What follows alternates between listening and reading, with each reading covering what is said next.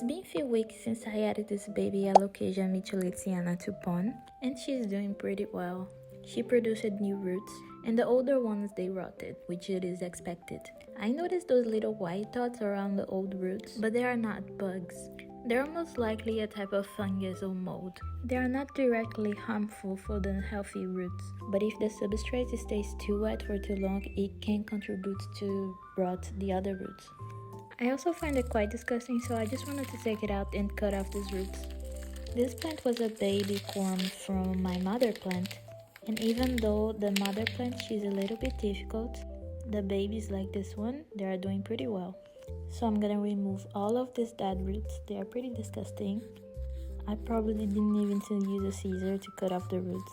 And also, since the roots are rotted, you don't need to clean the scissors, but I always do it anyways.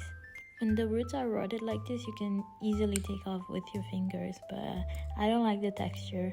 She produced all of those new white roots. It's water roots and they're pretty cute. It looks like noodles. And this is all of the dead roots that I took off from her. Something that I've been loving to do lately is mix my lechuza pond with perlite and vermiculite. The perlite's gonna make the substrate more airy and a little bit less heavy, while the vermiculite is gonna add more moisture and hold more moisture into the substrate. So I don't have to use so much pond, which can be a little bit expensive. And I feel like the substrate is moist all of the way to the top.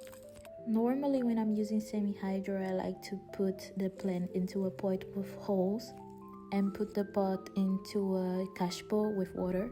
But when you put into a vessel without drainage holes, make sure to at least every 2 months water like I'm doing here, which it is putting enough water to then kind of clean the substrate, because pond it does accumulate dust over time. So I personally prefer to put into a pot with drainage holes. It is easier to clean it and to wash it off. I did this a few days ago and she's already putting up a new leaf, so she didn't suffer from any shock.